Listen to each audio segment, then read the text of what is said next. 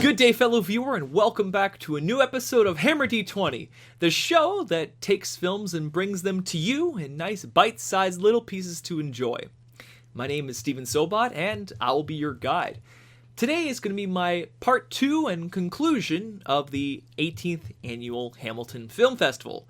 Running from October 22nd to 29th, the festival ran at many different theater locations, but particularly the Ancaster Memorial Arts Center.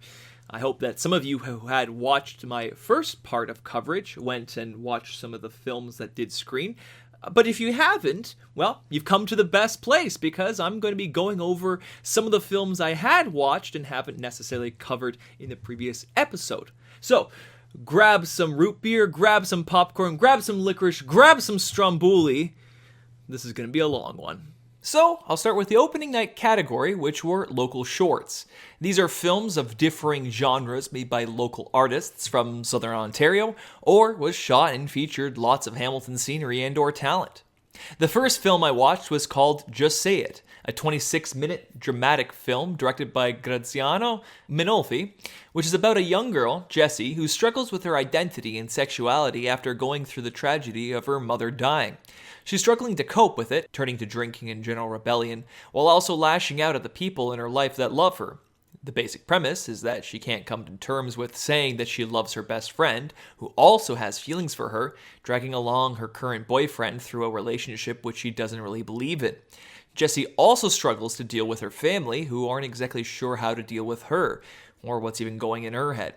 In the end, Jessie and her best friend confess their feelings, realizing that they had this pent up inside each other and just wanted the other to share their feelings, and that's something that's just simple, to just say it. While I wasn't a big fan of this film, I do hope the director will continue to make films and hone their craft, because I wasn't super into it, but I can see elements of talent within the confines of this film. The next film I watched was called Mother Tongue. It was a 5-minute dramatic film directed by Shelley Hong, which explored the effects of immigration to a new and unknown world. The main character, the mother, entered an old abandoned home looking for her daughter and finds a spirit medium sitting there in traditional cultural Chinese clothing, confronting her about her torn spirit and how she feels bad for leaving her daughter there to be trained to be a medium. Her daughter has a gift to speak and deal with spirits and was given to the temple, but at the cost of abandoning her child. Even though it was her destiny for her child to get this opportunity, the mother now wants her back and is regretful of her decision.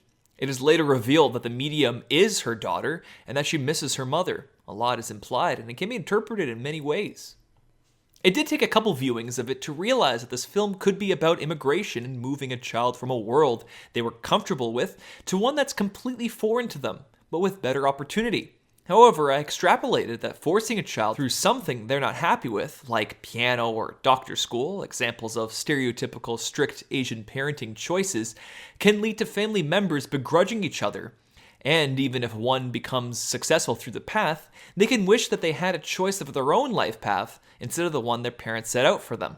Wouldn't you know, using traditional spiritualism can be a good visual analogy for traditional careers or life goals that previous generations deemed best for their child. Either way, the film was fantastically filmed, working like a fever dream, both with its composition and its subject matter. It wasn't very long and demonstrated its point quite well. I had already talked about 14th Floor last episode, but I may as well talk about it again. It's an 8-minute horror film directed by Tiff Weiss, which is about a young couple who moved into a mysterious apartment building that quickly turns into a labyrinthine nightmare, trapping them in endless hallways with mysterious symbols and deadly monsters. The film was done very well, complete with a good concept, that being the ever-cursed 13th floor, which is basically just the 14th floor of any apartment building, becoming this nightmare world which you can't escape. It did exactly what it needed to do, and upon a second viewing, was still pretty happy with it. What I was surprised about was the audience reaction. While I was sure the audience would be spooked at the reveal of the monster, I was surprised the audience got a couple laughs out of the film. I feel kind of weird hearing laughter while the couples are banging at doors and staring at the wonky symbols, wondering if they'll ever escape alive. Either way, it was a pleasure to watch again. The next film I saw was called Christina. It was a 17-minute film directed by Gerald Patrick Fentone, which is about a woman with Down syndrome who is constantly constrained by her overly protective mother and wishes for a bit more freedom. Christina feels guilty for being a burden on her mom, but is also tired of being treated like an infant. It becomes doubly frustrating for her when her mother starts forgetting things and is having trouble taking care of her, forgetting to pack a lunch for her, and having difficulty remembering her special needs teacher or what she's doing at a time-to-time basis. It ends with them coming to terms with that and learning to share the load for both of them, while the mother learns to get past her pride of being the constant provider and learning to lean on her daughter a little bit more. The film's got a lot to offer. It flows very nicely as a narrative, going through Christina's daily routine while also covering the problems she faces. It's a good combination of humor and levity while also covering a difficult narrative that can either be too much or too little in one direction or another. This film excellently tackles the difficult subject matter of the spectrum as a whole. In many of our minds, Down syndrome basically just translates to they have the mind of a child, when it's probably a little bit more complicated than that. That aside, the film was really well done, both visually, audibly, and narratively. It's well worth the watch. The next film I watched was called Track. It was a 3-minute short documentary directed by Joey Grella about the go-karting community at Goodwood Kartways in Stouffville. As you can imagine, 3 minutes isn't a lot of time to cover a topic like this, but it does a great job of introducing the leagues and environments that we're covering. It talked about how getting into professional racing is extremely difficult because it's a very expensive sport to get into. It could cost hundreds of thousands of dollars to even just train on a track and gain the skills needed to even potentially compete. It's one of the reasons why professional racing is one of the most expensive sports to get into. However, track racing explains that it's a great introduction to professional racing, since go-karts are significantly easier and cheaper to maintain, and they're much safer to race with. That, and it also encourages children to learn how to drive with a safer vehicle. It gets testimonials from both organizational leaders as well as racers themselves, and how it's helped them in their lives. Overall, the documentary is very nicely shot, and I'd honestly like to see a bit more about track racing. If anything, the documentary is a little too short. The next film I watched was called Alone, which is an 8-minute dramatic film directed by Hammer D20 interview alumni AJ Bate. The film starts with a severely wounded woman who's found bleeding near a train bridge. Another woman walks by and finds them and tries to call for help. No one is reacting, and the bleeding woman's asking the other one to come back and not leave her alone. It's then revealed that the walking woman is actually her own spirit, and she's already dead, dying alone in this forest with nobody but herself after she jumped off the train bridge. It's got the right amount of narrative importance and dialogue, explaining just enough to make it apparent without over-explaining. The cinematography does a great job of that wintry feel that also works well with a drab subject matter. I don't think it would work as well if it was done in the summer. It's a sorrowful story about the general sadness and loneliness one can get that also gets the environment done well as well. They're in a cold forest surrounded by both nothing and everything. They're walks away from a street and earshot of train tracks, yet is hidden by it all. It was a great film, and I'll be looking out for what AJ has in store in the future. The next film is another one that I covered last episode, You're Invited, a 15-minute dark comedy directed by Aviva Armour Ostrov, which follows a mentally deranged social media influencer, Cressida, who is trying to continue their egotistical career during the zombie apocalypse. She's hosting a baby shower, inviting the only people she knows anymore, including some random psychotic rebel leader, one of her old English teachers, a deranged woman who may or may not be her mother, and her brother-in-law, who's the only one actually taking the apocalypse seriously. As she's trying to show off her spreads and party display to her followers, it's revealed that the displays are just photos of nice Instagram-quality baby shower spreads from the past, when in reality it's a mess of rotting food and Ensure protein shakes. As the party commences, more and more chaos ensues, the teachers continuously coughing, stressing out the brother-in-law, while everyone treats it like it's nothing, when coughing is the first sign of zombification. The mother runs out of ink and uses blood instead, and a random other pregnant woman crashes the party, while the main character is getting more and more angry at everyone for constantly ruining her perfect baby shower. The acting is fantastic in this film, particularly Cressida, who's got a great wide-eye psychotic stare and reacts exactly like what a petulant child would when they don't get their presents for Christmas immediately. Overall, even after watching all these other films, I still think it's one of my favorites in the festival. The next in the category is called Dear Black Dad, a short 3-minute poetic film directed by Tristan Jason Barracks that reads like a journal or poem from the main character, who thanks their dad for being there for them in their life. It's not a particularly long film, but it certainly is heartwarming, watching the child grow up with a strong father figure into a decent guy who's then a strong father figure to his own son, perpetuating this cycle of a healthy person and healthy mind. It's a great message for all people about how valuable a father figure can be to anyone, even ignoring its racial connotation. However, it should be noted that it does refer to the general stereotype of black fathers who leave their family, forcing mothers to take on more responsibility than they should. It's effectively a love letter to black fathers who have stuck around and not fallen into the stereotype, which is something that should be commended and can definitely be translated to all fathers. That might not be the deepest film out there, but it's definitely a great message to spread. I love you, Tata. The next film is called The Pros and Cons of Killing Yourself, a 12-minute dark comedy directed by Matt Moreland and Jaden Curtis, which follows a lonely and self-reflective man who's contemplating suicide. They're discussing with themselves about the benefits and negatives of suicide in a nonchalant documentary-style way, making a list for pro and con of it, arguing all the little details about their suicide that would go awry. He's kind of joking about it, but he's clearly damaged and unsure about what to do, showing shots of broken little things in their own world, like the duct tape dustpan and them having trouble making eggs properly. Little things that you normally would just live with and just move past, but when stacked up, really makes you feel like things will never go your way and you're kind of a bit of a mess. It can come off a bit insensitive because the main character kind of insults suicide of people and those who have committed to it. It's a really serious thing, but because their lives are so distraught and filled with negativity, they're clearly jaded and don't see it that way. They also claim that it's not their fault that they felt that way and should feel bad for making others feel bad about their death. He keeps trying to look for a way to commit without the social repercussion of it all. It's very well shot. It doesn't have to do much beyond what it did. The documentary style led to them just using an apartment as their main location, while leaning on the script and acting to cover the rest, which this film did very well. I was a little taken back by it and felt it went a little far in the discussion, but I think any film that makes you think of it in this kind of way deserves some attention and praise, even if it insults you.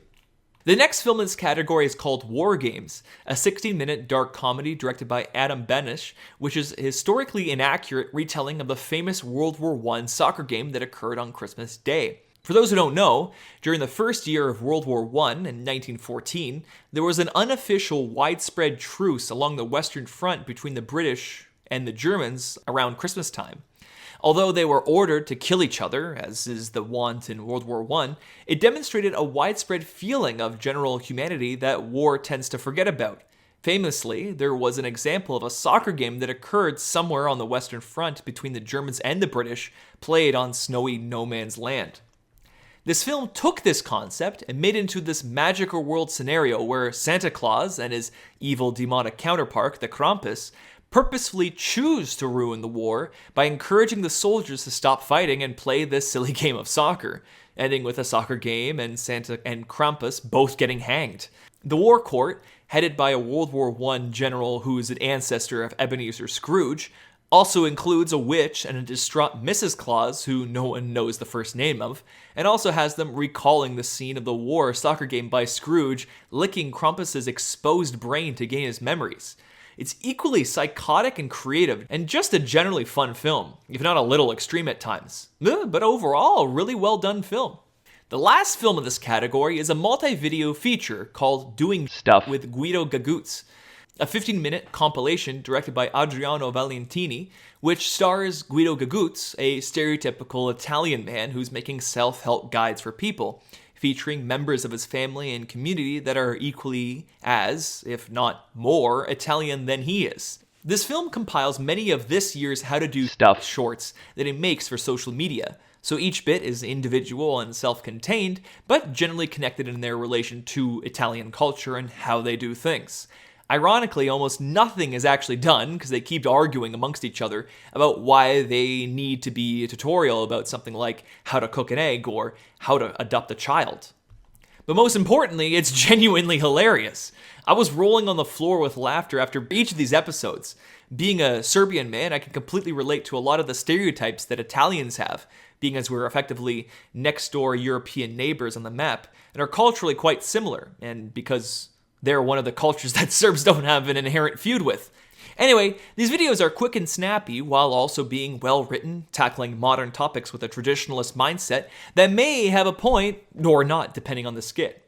I definitely give these high recommendation if you can find them on Facebook or other social media platforms that you can find on them. So, that's all for this category. After watching all of them, it's really hard to point to one of these and say that's definitely the best one, because each of them offers something completely different and have reasons why they are what they are. Honestly, I'd give praise to any of these, and if you can find it on YouTube or something similar, I'd give it a watch. Before we move on to the next category, let's take a short break. See you soon.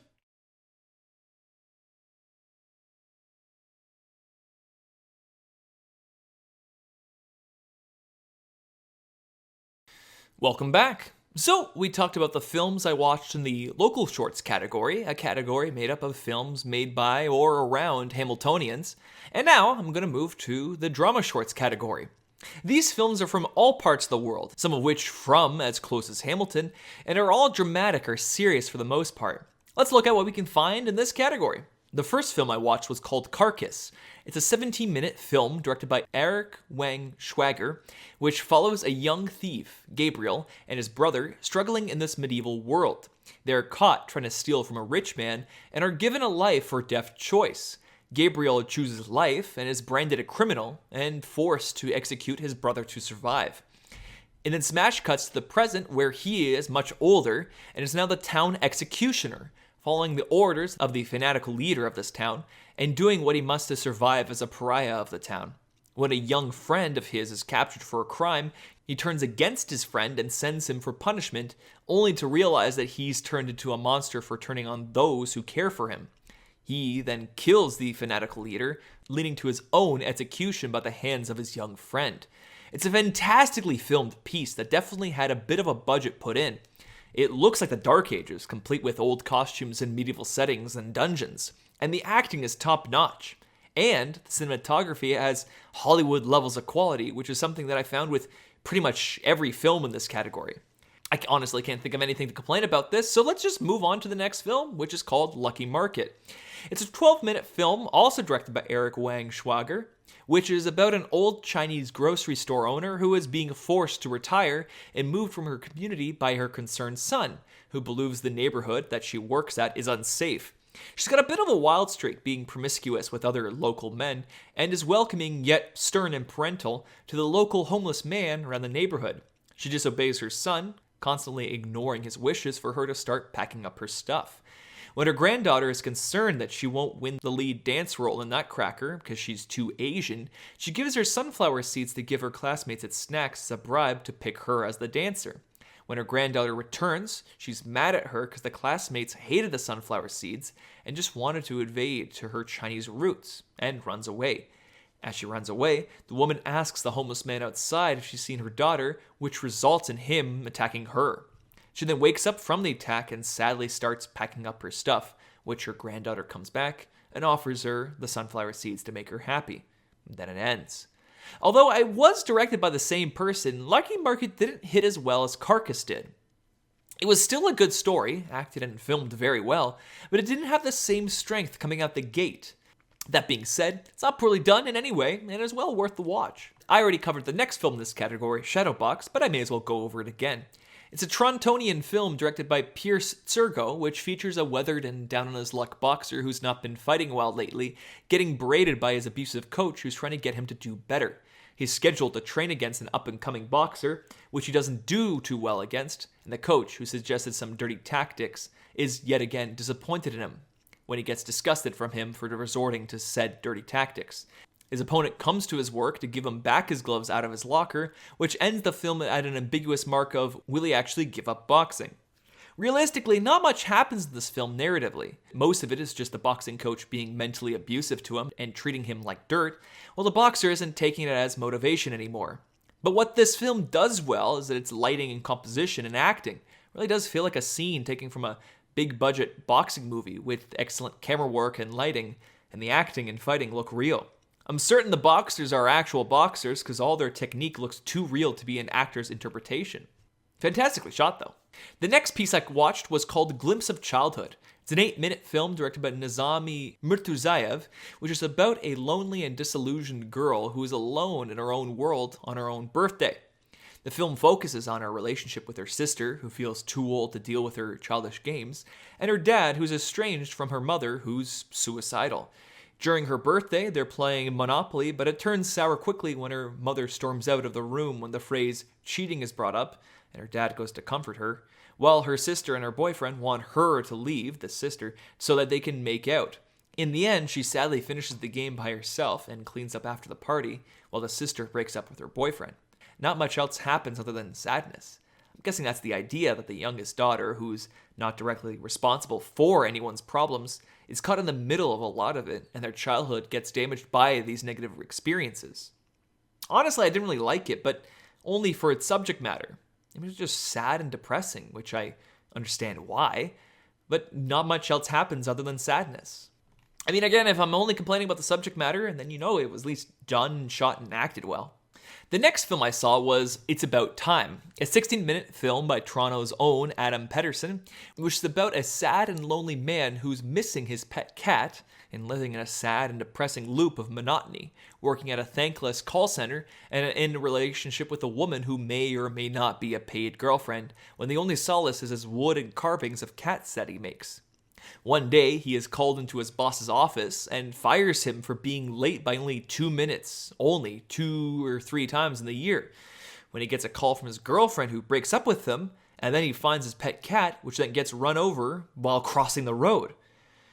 Depressed, he then goes to a bar which gets held up by a violent thug, where the man then stands up to him and goads him to shoot his brains out, when the man runs off out of fear. The main character then breaks down in an alley, crying and lamenting at his horrible life, when a cat comes up to him and cuddles up to him. This comforting new companion gets him to get the courage to forget his previous life and start anew, creating a crafts website where he sells his passion of wooden cat carvings online. It's a nice little film that has little elements of humor in it, scattered among the depressing sadness of this balding man's life. It plays on some of those stereotypes of a lonely cat people who are obsessed with cats. But honestly, hell yeah, if that's what makes you happy, have all the cats in the world. It's nicely shot, nicely acted, and with a nice soundtrack that fits perfectly. I really like this film. The next film was called Mea Culpa, which is a 10-minute film by Eric Bizzari. It's a short film about a lonely man who pays a cam girl for attention, asking her out on a date to see if he can find a way to get her to stay with him permanently in a relationship. She doesn't see him in the same way he does, though. He argues that she shouldn't feel success from a paid relationship that's equivalent to prostitution, claiming that she should aspire to much more. She counter-argues that he got too attached and is just using these arguments to get under her skin and basically get the final prize, that being an obedient woman for free. It's an interesting look at the topic of lonely men who see women as a goal that can be achieved, while these women don't see themselves as that. On the other hand, it can be interpreted that she's abusing this systematic loneliness for profit, and that she's manipulating others, and should aspire to be more than just an emotional prostitute. I do like this kind of film, although it basically is just this topic told in a two-person conversation. There's not really much to complain about, since it covers its topic pretty well. The next film was called Rest. It's a 7-minute film directed by Ginger Lepecquer, which is about a lonely 6-year-old girl who's waiting in a dilapidated and filthy home for their parents. The house is covered in garbage, glass, cigarette butts, and other unsavory things for a child to be playing around, while she cleans up and kinda does nothing. She's drawing on the wall, fake smoking a cigarette, and takes breakfast in a shot glass, exemplifying the irresponsible parents she has. But beyond that, that's all the film has to offer. Of all the films in this category, I found this one to be the weakest, mostly just because it is effectively one point, albeit a poignant one, and just sits on that. It's not as well filmed as the others, moving the camera a lot, and feels a lot more like a pretentious artsy film than the others do. Now I'm okay to just move on from it.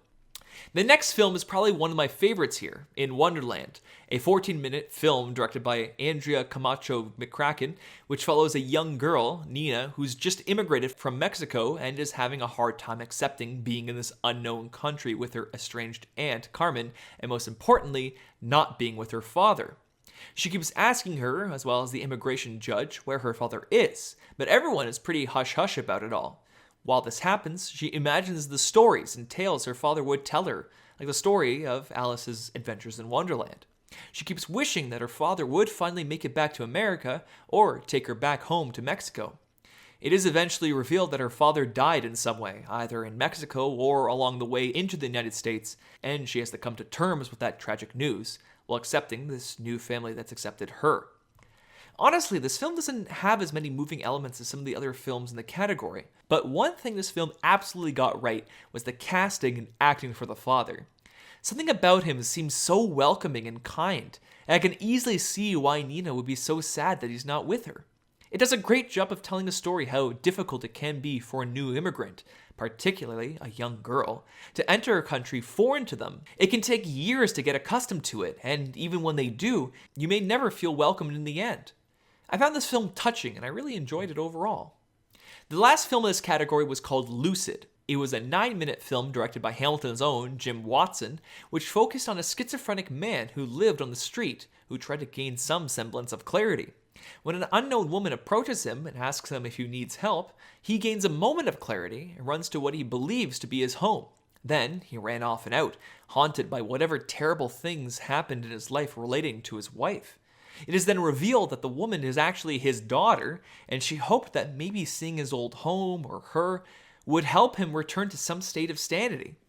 This film is very well done and particularly well acted. The homeless man did a great job of talking to himself in the way that kind of made sense. He's having conversations with himself and other people that exist in his mind in some way. Overall, it was a really strong film with great acting. And that's it for this category. Almost every film in this category told a great story with great cinematography, demonstrating amazing talent on all facets of the filmmaking process. While I will probably say In Wonderland was my favorite of this group, I can't say the others were really much worse than that. And that's all the time we have for this episode. I hope you've enjoyed this review overall, and I hope it encourages you to check out the Hamilton Film Festival next year. We'll be running from October or November in 2024, so get yourself some tickets when the chance arrives. Thank you so much for watching. Hope to see you real soon.